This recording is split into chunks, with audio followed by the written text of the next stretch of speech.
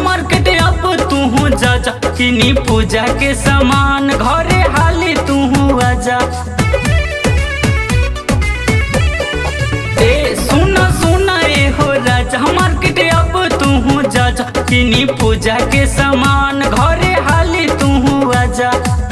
फल फूल नरियर चुनरी चाहे भर थाली थाली थाली, आज बघवा पे चढ़ के आई है शेरा वाली वाली वाली। आज बघवा पे चढ़ के आई है शेरा वाली वाली वाली।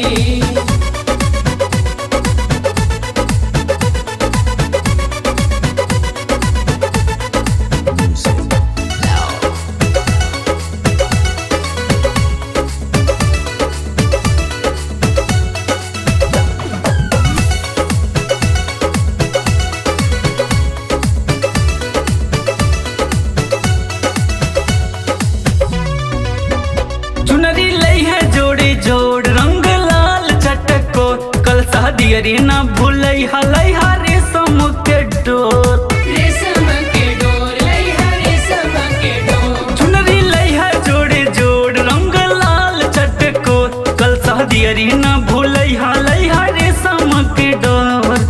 झुलुहा लगावल जाई निमिया के डाली डाली डाली, आज बगवा पे चढ़ के आई है शेरा वाली वाली वाली। आज बघवा पे चढ़ के आई है शेरा वाली वाली वाली।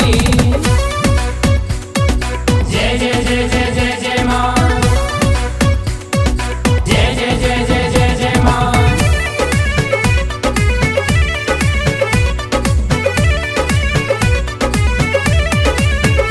पूजा पाठ होई खूब 9 दिन जले दीप धूप, मन होई जाई खुश देखी मैया जी के रूप। मैया जी के रूप देखी मैया जी के रूप। पूजा पाठ होई खूब 9 दिन जले दीप धूप, मन होई जाई खुश देखी मैया जी के रूप। अब बिरजेश बोला लिहा जाके माली माली माली, आज बघवा पे चढ़ के आई है शेरा वाली वाली वाली। आज बघवा पे चढ़ के आई है शेरा